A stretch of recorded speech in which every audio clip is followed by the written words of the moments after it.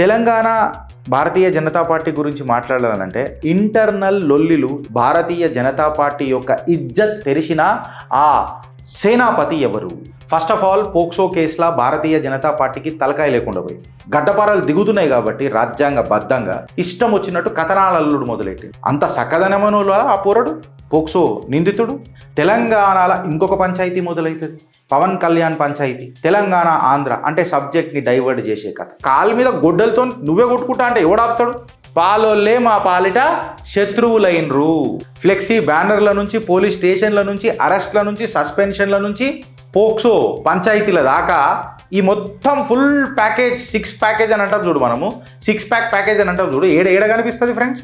తెలంగాణ భారతీయ జనతా పార్టీలో కనిపిస్తుంది. పైసల కోసం టెంట్ల దండాలు, పదవుల కోసం సొంత నాయకుల పైన అభ్యంతరమైన బ్యానర్లు. ఇదా తెలంగాణ భారతీయ జనతా పార్టీ అని అంటే? అసలు ఏం జరుగుతుంది తెలంగాణ భారతీయ జనతా పార్టీ? ఈ ఫ్యాక్షన్ ఏమైతుంది మొత్తం అని చెప్పి మాట్లాడుతుంటే ఇలా ఒక ప్రెస్ మీట్ పెట్టి గిట్ల జరిగింది, గిట్ల జరగబోతుంది అననే నైతిక విలువ కాదు కదా, బాధ్యత కాదు కదా. అసలు నిజంగా చెప్పాలంటే ఫేసే కోల్పోయింది ఇలా తెలంగాణ భారతీయ జనతా పార్టీ. కరెక్టా రాంగ్?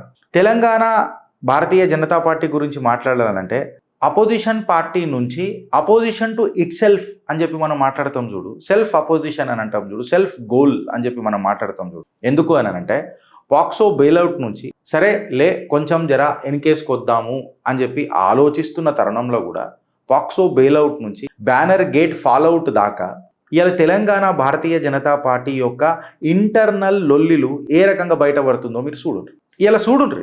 ఇలా XYZలు ఎవరు మాట్లాడతలేరు. ప్రతి ఒక్కరు ఇలా ఆధారాలతో బయటకు వచ్చి మాట్లాడుతున్నారు. వెనకటికి నాకు ఒక కథ గుర్తొచ్చింది ఫ్రెండ్. గొల్లకొండ కిల్లాని ఓడగొట్టాలనంటే సాధ్యం కాలే. ఎందుకనంటే అసలు ఎంట్రీ ఏడికేని ఉంటుందో గోల్లకొండకు ఎవరికి తెలియలే. ఆ గేట్లను ఛేదించాలనంటే ఎవరికి కుదరలే. ఎవరికి? మొఘల్ సల్తనత్ ఔరంగజేబ్కి. అప్పుడు ఒక సేనాపతియే గేట్లు తెరిచి బగావత్ చేసిండు, కోవర్ట్ ఆపరేషన్ చేసి వాడిని తర్వాత ఔరంగజేబ్ వాడిని కూడా చంపేసిండు, నాకు కూడా బగావత్ చేస్తాడనని. ఇవాళ భారతీయ జనతా పార్టీ యొక్క ఇజ్జత్ అననే ఈ కంచు కోటల గేట్లని తెరిచిన ఆ సేనాపతి ఎవరు అనేది ఒక పెద్ద క్వశ్చన్ ఇవాళ గుర్తొస్తుంది. వెనకటికి గొల్లకొండ కిల్లాల జరిగింది, ఇవాళ కాషాయ కిల్లాల కూడా జరిగింది. మళ్ళా కాషాయ కిల్లాల ఆ కట్టర్ కోటల నుంచి దర్వాజాలు తెరిచి భారతీయ జనతా పార్టీ యొక్క ఇజ్జత్ దర్వాజాలను భంగం కలిపిన ఆ సేనాపతి ఎవరు అనేది ఒక పెద్ద చర్చనీయాంశం. First of all POCSO కేసులా Bharatiya Janata పార్టీకి తలకాయ లేకుండా పోయింది. ఏం చేసిర్రు కంప్లీట్గా? పిల్లగాడు చాలా చక్కదనం, పిల్లగాడిదేం తప్పు లేదు, కంప్లీట్గా మాయమాటలు చేసి అంటే మనోడేమన్నా సుఖమైనోడా మళ్ళీ ఎట్లా పోయిండాడికి. దాని తర్వాత కంప్లీట్గా కాన్స్టిట్యూషన్, లా అండ్ ఆర్డర్కి అగెయిన్స్ట్గా, పోక్సో గైడ్ లైన్స్కి అగెయిన్స్ట్గా కంప్లీట్గా విక్టిమ్ని బయటికి తీసుకొని వచ్చి విక్టిమ్ని ఎక్స్పోజ్ చేసిర్రు, విక్టిమ్ వాళ్ళ ఫ్యామిలీని ఎక్స్పోజ్ చేసిర్రు, ఒక సైకలాజికల్ ట్రామా క్రియేట్ చేసిర్రు. థర్డ్ ఏం చేసిర్రు? అది కూడా వర్కౌట్ కాకపోతే మైనరా మేజరా అనే ప్రస్తావన తీసుకొని వచ్చి 9 రోజుల పాటు దాచిపెట్టి దాని తర్వాత మళ్ళీ సరెండరా అరెస్టా అనే కన్ఫ్యూజన్ తీసుకో. దాని తర్వాత ఇక పప్పులు ఉడుకుతలేవు, చట్టం గట్టిగా అయింది కాబట్టి, గడ్డపారాలు దిగుతున్నాయి కాబట్టి రాజ్యాంగ బద్ధంగా ఏమని చేసిండ్రు? ఇష్టం వచ్చినట్టు కథనాలల్లుడు మొదలెట్టి తల్లిదండ్రులు కూడా గుడ్లకు పోయారు కదా, ఎక్సెట్రా ఎక్సెట్రా. మీకు ఘటనలు చెప్తున్నా, డాట్స్ కనెక్ట్ చేసుకుంటారండి. ఓవర్ నైట్ జర్నీ నేను ఆ రోజు కూడా మాట్లాడినా రౌండ్ టేబుల్ కాన్ఫరెన్స్లో, ఇప్పుడు కూడా మాట్లాడుతున్నా. ఓవర్ నైట్ జర్నీ నేను చెయ్యనియా. ఖచ్చితంగా ఏ తల్లిదండ్రులైనా దోస్తులతో పోయినా ఎక్కడ పోయినా కొన్ని ఇంట్లలో రూల్స్ ఉంటాయి, ఎటు పోయినా సాయంత్రం నా పిల్లలు ఇంటికి రావాలా అని. ఆ తల్లిదండ్రుల ఆవేదన తప్ప నేను అడుగుతున్నా. ఒక్కొక్కడు నరేటివ్లు బిల్డ్ చేస్తున్నాడు, మాకు తెలియదా? అంత సక్కదనమనుల ఆ పోరడు పోక్సో నిందితుడు. మళ్ళీ చట్టాలకు తెలివయా? కోట్ల వాదనలు వింటున్నప్పుడు కూడా ఆ రోజు బాగా బాధేసింది.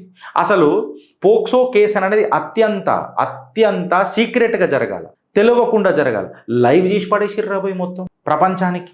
ఇలా చట్టాలు ఏడికిపోయినాయి, చట్టసభలలో ఉన్న పెద్దలు ఏడికిపోయినరు, న్యాయమూర్తులు ఏడికిపోయినరు, న్యాయ వ్యవస్థ ఏడికిపోయింది, న్యాయవాదులు ఏం మాట్లాడుతున్నారు అనే ప్రశ్నకు కూడా సమాధానం చెప్పగలుగుతాడు. అయ్యాలా దానికి స్పెషల్ కోర్టు ఉంటుంది. బట్ట బయలు చేసేసి ఇష్టం వచ్చినట్టు డిస్కస్ చేసేసి ఒక లాయర్ అయితే, నాకు చాలా అభిమానం ఆ లాయర్ అంటే, ఆ లాయర్ అయితే కంప్లీట్గా ఒక లాయర్ని కన్సల్ట్ చేసి కంప్లైంట్ రాసిరనంటే మళ్ళీ పక్కకున్నోడే కూడా సామాన్యమైనోడా? చట్టసభలలో కూర్చున్నా అత్యంత కీలక పోలీసు వాళ్ళని కంట్రోల్ చేసే మనిషి. అట్లాంటి మనిషి దగ్గర పోతున్నప్పుడు ధైర్యం ఉండాలి. లాయర్లను కన్సల్ట్ చేయరా? మళ్ళీ ఎందుకున్నదండి న్యాయవాద వృత్తి? ఆర్గ్యుమెంట్లు చూడుండ్రి, ఇర్లాజికల్. దీన్నే కాక్ అండ్ బుల్ స్టోరీస్ అంటారు. పప్పు నాగేశ్వరరావు గారు కరెక్ట్ ఆర్గ్యూ చేసిండు. అరెస్ట్ తర్వాత తెలంగాణలో ఇంకొక పంచాయతీ మొదలవుతుంది, పవన్ కళ్యాణ్ పంచాయతీ. కరెక్టా రాంగ్? తెలంగాణ ఆంధ్ర అంటే సబ్జెక్ట్ని డైవర్ట్ చేసే కథ. దీనికి దానికి సంబంధం ఉండదు, అఫ్కోర్స్ ఉండదు. డైవర్ట్ చేసే కథ నడుస్తుంది. డైవర్ట్ అయింది గిరీష్, మళ్ళీ ఏమవుతుంది అని అంటే ఏమవుతుందని చెప్తలేను. పనికిరాని ఒక పంచాయతీ తీసుకొని వచ్చి తెలంగాణ ఆవిర్భావ దినోత్సవం నాడు తెలంగాణ ప్రజలను ఇబ్బంది పెట్టే ప్రయత్నం. మళ్ళీ అడ్డ మీద కూలి పనికి పోతారు చూడు, అట్లా మెయిన్ స్ట్రీమ్ మీడియా అడ్డ మీద కూలీలలాగా అమ్ముడు అయింది. ఇలా నిజాన్ని బయట పెట్టింది ప్రతి యూట్యూబర్. ఆ యూట్యూబర్లందరికీ నేను పాదాభివందనం చేస్తాను. నిజం యూట్యూబర్లతో వచ్చింది. పోలీస్ ఇన్వెస్టిగేషన్ జరుగుతున్నప్పుడు కంప్లీట్గా దాని తర్వాత సడన్గా బ్యానర్ గేట్ మొదలవుతుంది. కరెక్టా రాంగా? ఈ బ్యానర్ గేట్ మొదలైపోతుంది. ఫస్ట్ అందరూ ఏమనుకుంటారు, భారతీయ జనతా పార్టీ గెలిచింది, పెరుగుతుంది, భారతీయ జనతా పార్టీ గ్రాఫ్ పెరుగుతుంది. ఏడికైనా పెరుగుతుందో నాకు అర్థమవుతలేదు, కానీ గ్రాఫ్ పెరుగుతుంది అని చెప్పి ఏం మాట్లాడినరు? ఎవడో అపోజిషన్ వాడు చేసిండు, ఇది కుట్ర, బీజేపీ మీద కుట్ర అని అన్నారు. సరే కుట్రనా లేకపోతే మన దగ్గర ఉన్న కోవట అని చెప్పి డిసైడ్ చేసి కంప్లైంట్ పెట్టంగానే సీసీటీవీ ఫుటేజ్లు మొత్తం మానిటర్ చేసి పెట్టంగానే 6 మంది అరెస్ట్ అయ్యారయ్యా. అందులో ఎవరిని ఫిక్స్ చేశారు? కంటోన్మెంట్ రామకృష్ణ అని చెప్పి ఫిక్స్ చేశారు. ఈ కంటోన్మెంట్ రామకృష్ణ ఎవరు అంటే భారతీయ జనతా పార్టీ కార్యకర్త, కేంద్ర మంత్రులకు బాగా దగ్గర. అయిపోయాయి, నోట్లో ఇంత పెద్ద మన్నుకుప్ప పడ్డది తెలంగాణ బీజేపీ. కీ అరెస్టులు జరిగినాయి. ఇదంతా జరిగిన తర్వాత భారతీయ జనతా పార్టీ యాక్షన్ తీసుకొని ఇమీడియట్గా అట్లీస్ట్ ఆ రామకృష్ణ అనే వ్యక్తిని సస్పెండ్ చేశారు. ఇప్పుడు బిగ్గర్ క్వశ్చన్ ఏందనంటే, తెలంగాణ భారతీయ జనతా పార్టీని ఎక్స్పోజ్ చేసింది ఎవరు? కాంగ్రెసా? కాదు. బీఆర్ఎస్ఆ? కాదు. పోలీస్ ఇన్వెస్టిగేషనా? కాదు. ఇన్ఫ్యాక్ట్ ఎవడు? స్వయం కృతాపరాధం అని అంటారు. కాళ్ళ మీద గొడ్డలతో నువ్వే కొట్టుకుంటా అంటే ఎవడు ఆపుతాడు? ఒక పెద్ద మనిషితో మాట్లాడుతుంటే నాకు ఒక మాట చెప్పింది. ఏందనంటే, గిరీష్ ఎప్పుడన్నా నీకు ఉరిశిక్ష పడితే, ఎవడికన్నా ఉరిశిక్ష పడితే అని ఉరి తాడుగి ఇవన్నీ ఎవడు తెస్తాడబ్బా? ఆ జైల్ మేనేజ్మెంట్ ఎవరైతే ఉంటారో వాళ్ళు తెస్తాడు. ఈడ భారతీయ జనతా పార్టీకి వాళ్ళే తెచ్చుకున్నారా ఆ తాళ్ళు? మా ఊరి మేమే వేసుకుంటామనని. ఇంత ఇమ్మెచ్యూరిటీ నన్ను ఉంటుందా ఫ్రెండ్స్? నాకు ఒక మాట చెప్పుండ్రి. కరెక్టా రాంగా నేను చెప్పింది? నీకు అర్థమవుతుందా అని అంటున్నా. ఇంత పెద్ద పొలిటికల్ డ్యామేజ్ భారతీయ జనతా పార్టీకి జరుగుతుంటే ఇంకా వీళ్ళు ముఖ్యమంత్రులు అవుతారు, వీళ్ళు అదవుతారు, ఆయన మీద కుట్ర జరుగుతుంది, వీళ్ళ మీద కుట్ర జరుగుతుంది, మా పార్టీ మీద కుట్ర జరుగుతుంది. అరే కళ్ళు తెరిచి చూడుర్రా నాయన, కళ్ళు ఉన్న కబోదులు అని అంటారు చూడు. ఇలా ఎక్స్టర్నల్ కాన్స్పిరసీ నుంచి అది అంటారు చూడు, ఏది పాలోల్లే మా పాలిట శత్రువులైనరు అని చెప్పి మాట్లాడతారు చూడు. కంట్రీ సైడల్ వార్ అనేమో అంటారంట దీన్ని. ఇప్పుడు ఇవాళ ప్రతి కేసు మళ్ళీ రీసర్ఫేస్ అయిందా లేదా? పోక్సో కార్డు నుంచి, ఇలా ఇంటర్నల్ ఫ్యాక్షన్ కార్డు నుంచి, ఇలా ఈగోల కార్డు నుంచి బదనామీ ఎట్లా చేస్తారు అనే పంచాయతీ అయిందా లేదా? కాంగ్రెస్ గవర్నమెంట్ ఇష్యూల మీద లేదా అపోజిషన్ పాత్ర అయినడన పోషించినరా లేదా? కంప్లీట్గా అటెన్షన్ అంతా అధికార పార్టీది, ప్రతిపక్షాలది ఏడిపోయిందంటే బీజేపీ పార్టీ అసలు తెలంగాణలో అనని దిగజారుడు రాజకీయాలకు నిలువెత్తు సాక్ష్యం ఎవరు అనంటే తెలంగాణ భారతీయ జనతా పార్టీ అయిందా లేదా? ఫ్లెక్సీ బ్యానర్ల నుంచి, పోలీస్ స్టేషన్ల నుంచి, అరెస్ట్ల నుంచి, సస్పెన్షన్ల నుంచి, పోక్సో పంచాయతీల దాకా ఈ మొత్తం ఫుల్ ప్యాకేజ్, 6 ప్యాకేజ్ అని అంటాం చూడు. మనము 6 ప్యాకేజ్ అని అంటాం చూడు. ఏడ కనిపిస్తుంది ఫ్రెండ్స్? తెలంగాణ భారతీయ జనతా పార్టీలో కనిపిస్తుంది. ఈ ఫ్యాక్టరీ సైడల్ వార్ అని చెప్పి మనం మాట్లాడితే it is not between the rivals today, it is with in the party. Congress is watching, BRS is watching, public is watching, and the cadre is in the utmost confusion state. ఇవాళ దీని మీద ఒక పంచాయతీ మాట్లాడాలన్నప్పుడు నేను కొంచెం మాట్లాడాలి friends. ఏందనంటే, ఇవాళ రామకృష్ణ మీద తీసుకున్న భారతీయ జనతా పార్టీ యాక్షన్ ఏదైతుందో అది సరిపోయిందా? సస్పెన్షన్ అనేది చాలా. అసలు ఈ క్యాంపెయిన్ ఎవడు ప్లాన్ చేసిండు? అసలు ఈ మొత్తం దీని పంచాయతీకి ఫైనాన్స్ ఎవడు చేసిండు? అసలు ఈ నాటకానికి జగన్నాటక సూత్రధార ఎవడు అప్రూవ్ చేసిండు? అన్నిటికంటే ఎక్కువ ఇది ఎవడికి పొలిటికల్గా బెనిఫిట్ చేస్తుంది ఈ టైంలల్లో? దాని మీద చర్చ జరగాలనా వద్దా? ఇంకా పార్టీని భ్రష్టు పట్టిస్తారా అనే ఒక క్వశ్చన్కి వీళ్ళు ఏం ఆన్సర్ ఇస్తారు అని చెప్పి నేను మాట్లాడుతున్నాను. ఎందుకు మాట్లాడాల్సి వస్తుంది అని అంటే, ప్రతిసారి తెలంగాణ బీజేపీ అనే ముచ్చట వచ్చినప్పుడు ఇన్సైడర్ అండ్ అవుట్ సైడర్ అనే పంచాయతీ వస్తుందా రాదా?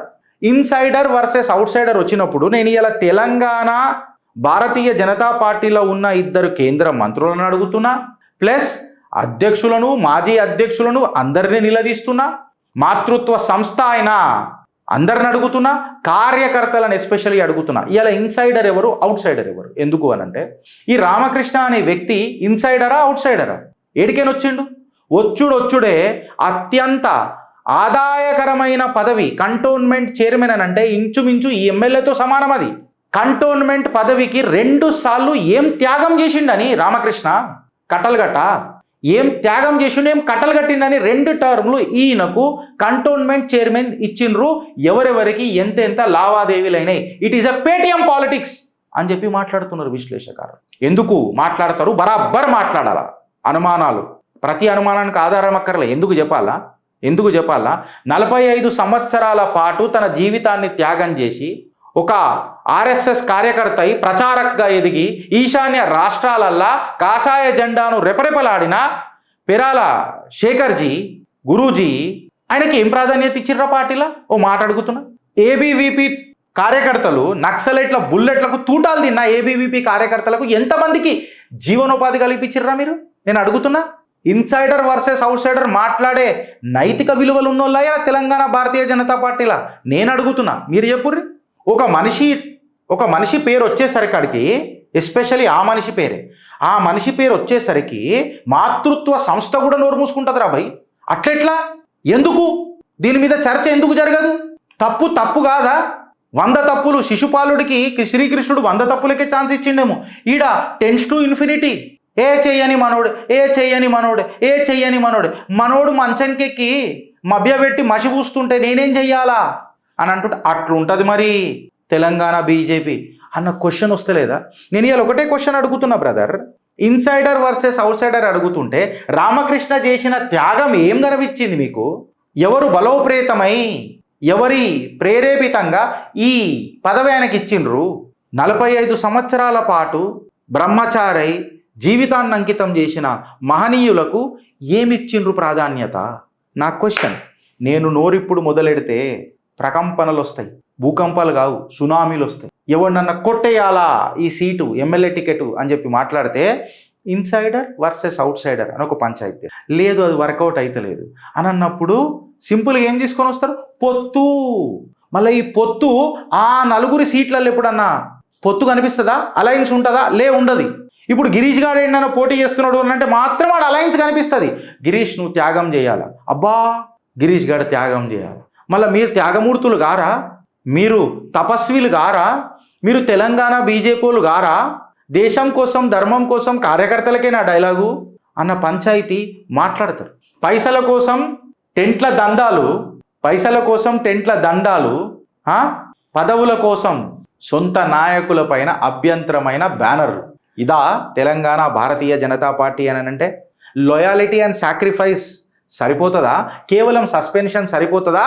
లేకపోతే ఈ రామకృష్ణ అనే మనిషి ఏం త్యాగం చేసిండు తెలంగాణ బీజేపీకి? 2 సార్లు ఒక అత్యంత ఆదాయకరమైన పోస్టు ఈయనకి ఎందుకు ఇచ్చిండ్రు అనే దాని మీద చర్చ జరగాలనా వద్దా ఫ్రెండ్స్? మీరు ఎప్పుడే నాకు ఒకసారి. కార్యకర్తల మనోభావాలు దెబ్బతింటున్నప్పుడల్లా నాకు ఈ ప్రశ్న వచ్చింది. అట్లీస్ట్ నేను అడుగుతున్నా, సమాధానం చెప్పేటోళ్ళు ఎవరన్నా ఉన్నారా? రామకృష్ణ ఇంత జల్దీ రప్పని పార్టీలు ఎట్లా పెరిగిండు? మరలా పెద్ద మనుషులు, ప్రచారకులైన వాళ్ళు, కార్యకర్తలు తుపాకీ అరే నక్సలైట్ అనే మాట పేపర్లలో కూడా చదివిరో లేదో చాలామంది వాళ్ళు మాట్లాడుతుంటారు చూడు స్టేజ్ల మీద. నాకు ఒళ్ళు మండుతుంటుంది. ఈశాన్య ఏమంటారు రాష్ట్రాలల్లో ఇలా రెపరెపలాడుతున్నారు అని అంటే ఇగో ఈ పెద్ద మనిషి చేసిన కార్యం అది. పెరాల శేఖర్జీ ఒక పోస్టు పెడితే దాని మీద కొంతమంది పోస్టులు పెడతారు చూడు, నా చిల్లర నా కొడుకులు, డైపర్లు కట్టుకునే వయసు నా కొడుకులది, చిల్లర నా కొడుకులు, నా ఫాల్తుగాలరా అవు కాదు నా అదరా మీకు ఇసుంటోళ్ళ మీద మాట్లాడేంత.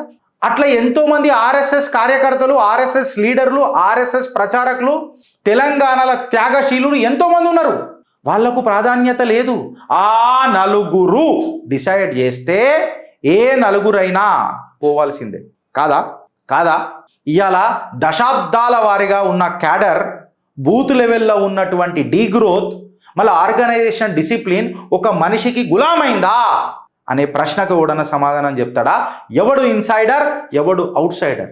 ఎవడు ఈ అపాయింట్మెంట్లను కంట్రోల్ చేస్తున్నాడు, ఎవడు ఈ ప్రమోషన్లను ఇన్ఫ్లుయెన్స్ చేస్తున్నాడు, ఎవడు కార్యకర్తని కాటికి పంపుతున్నాడు. దీని మీద చర్చ జరగాలనా వద్దా? ఇవాళ నిజంగా చెప్పాలనంటే అపోనెంట్ల నుంచి క్రిటిసిజం వస్తేనేమో అది రాజకీయం అని అంటారు.